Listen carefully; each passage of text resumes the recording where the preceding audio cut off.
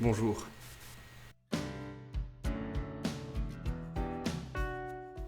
Ils sont partout, dans les films, dans l'art, dans la sécurité, et même cachés dans bien d'autres domaines. Je parle bien évidemment des hologrammes. Mais connaissez-vous vraiment les hologrammes ?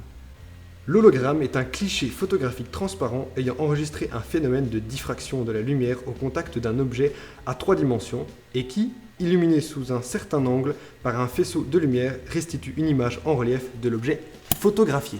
Malgré une définition assez barbare, ce procédé spectaculaire est assez simple à comprendre. Et après cette vidéo, vous en connaîtrez suffisamment pour jouer les scientifiques, et ça c'est cool. Vous avez créé des hologrammes. Si on remonte loin dans le temps, dans les débuts de la photographie, on s'est vite rendu compte qu'il manquait une dimension à la photographie. En effet, le relief de votre photo était aussi plat que Keira Knightley. Et ça, c'est très plat. Les scientifiques de l'époque se sont dit, il manque une information pour avoir la photo dans les 3 dimensions. Et ils avaient raison, il leur manquait la phase. Malheureusement à l'époque, et toujours aujourd'hui, nous n'avons aucune pellicule capable de capter la phase. Les chercheurs ont donc cogité. Paf! Eureka! Il existe un moyen de feinter cette information pour avoir une fausse phase. Nous utiliserons les interférences entre 2 faisceaux. Un faisceau qui va directement sur la pellicule et un autre qui va rencontrer l'objet avant d'aller à la pellicule. Pour ce faire, il nous faut un rayon bien cohérent et bien droit. Quoi de mieux que les lasers? Mais pourquoi pas la lumière blanche naturelle? Ou bien même celle d'une ampoule? Il faut savoir que la lumière blanche est blanche parce qu'elle est composée de toutes les couleurs. Nous avons donc plein d'ondes ayant des phases différentes et des longueurs d'onde différentes. Impossible donc d'être précis car nous ne savons pas quelle onde a été se réfléchir sur l'objet. Onde violette, onde verte, onde rouge, alors qu'avec le laser, l'onde est monochromatique. Ce qui veut dire une seule couleur. Et nous avons donc des informations uniques pour la phase, la longueur d'onde, etc. Nous pourrons donc par la suite reformer l'objet sans le déformer. Revenons à nos rayons. Pour être le plus précis possible, nos 2 rayons doivent provenir d'un seul rayon.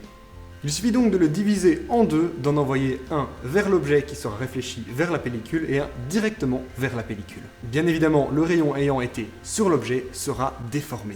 Et ces déformations vont arriver sur la pellicule au même endroit que le rayon de référence, celui qui n'a pas été déformé par l'objet. Et ces 2 rayons vont interférer. Pour faire simple, une interférence a lieu quand 2 ondes se rencontrent. Elles vont s'additionner le temps d'un instant. Ici, elles n'interfèrent pas. Là, oui. Et là, elles n'interfèrent plus. L'interférence a lieu uniquement au moment où elles se rencontrent, mais pas après. Après, le rayon est strictement identique qu'avant. Cette partie du faisceau est la même que celle-ci, alors que celle-ci est différente des 2 autres parties. À l'endroit de l'interférence, il y a plusieurs phénomènes. Voici une onde, et voici une deuxième onde. Quand elles se rencontrent, il y a interférence. Quand un sommet rencontre un sommet, il y a une interférence constructive, et quand un sommet rencontre un creux, il y a une interférence destructive. Toutes les combinaisons intermédiaires existent, tout cela dépend du degré d'interphasage des 2 ondes. Et ce sont toutes ces combinaisons entre l'onde venant de l'objet et l'onde de référence qui vont s'enregistrer sur la plaque. Mais comment? Ce qui va se passer est simple. Quand 2 crêtes s'additionnent, l'énergie est plus grande que normalement. L'énergie va donc dépendre des interférences. Maintenant que nous avons compris cela, nous nous rendons dans la pellicule au niveau moléculaire. Nous ne sommes plus dans la physique, mais bien dans la chimie. Les molécules spécifiques de la pellicule vont être affectées par l'énergie des ondes. Plus l'énergie est forte, plus les molécules se transforment.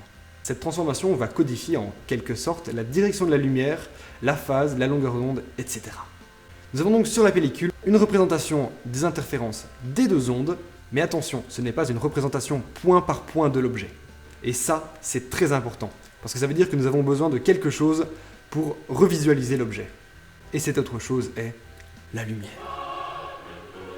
En effet, la lumière peut être déviée ou diffractée le long de son parcours à l'aide d'une lentille par exemple. On peut donc considérer la pellicule comme une lentille extrêmement complexe. Lorsque l'on reconstitue l'image holographique, la pellicule dévie et déforme la lumière du rayon de référence, ce qui va reformer les fronts d'onde produits par l'objet. Et nous avons notre image en 3 dimensions. Nous avons fait la théorie, maintenant il faut aller à la pratique. Il existe principalement 2 méthodes d'holographie qui vont différer sur quelques points. Nous avons l'holographie par transmission et l'holographie par réflexion. Voici un hologramme par transmission. Son fonctionnement est plutôt simple. La lumière qui sort du laser va aller rencontrer une lentille semi-réfléchissante, ce qui aura pour effet de diviser le rayon en 2, un faisceau de référence et un faisceau objet. Le faisceau objet va être dirigé vers l'objet via un jeu de miroirs. Les rayons objets vont être réfléchis par l'objet vers la pellicule. Le faisceau de référence va être redirigé par un miroir directement vers la pellicule photosensible. Et les interférences entre le faisceau de référence et le faisceau objet résultant seront enregistrées sur la pellicule.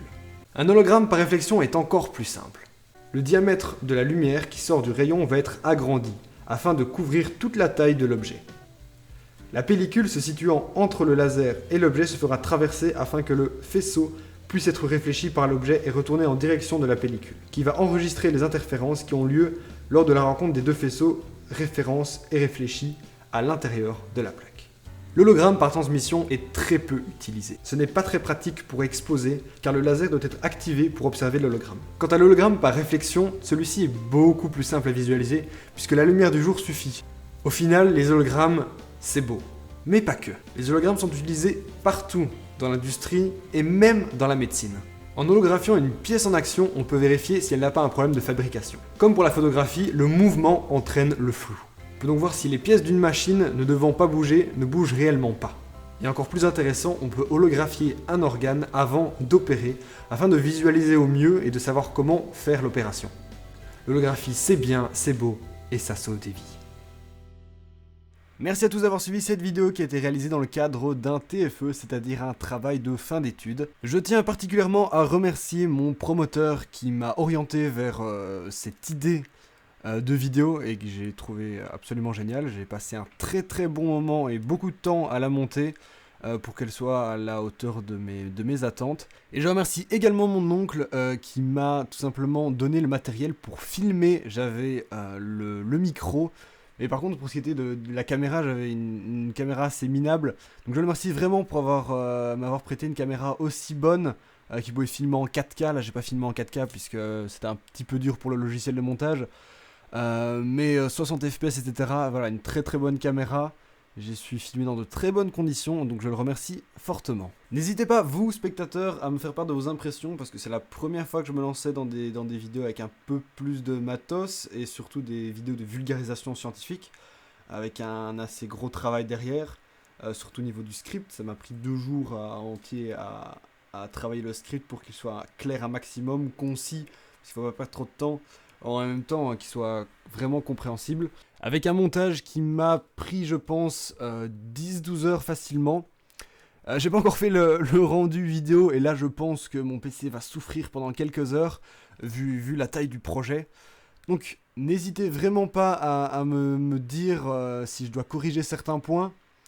Je sais qu'il y a quelques petits défauts, c'était la première fois que je faisais quelque chose comme ça, donc c'est peut-être un petit peu logique. Donc faites-moi part de vos impressions, j'en tiendrai bien sûr compte si jamais je reproduis quelque chose dans ce genre. Moi je vous dis bonne journée et à bientôt.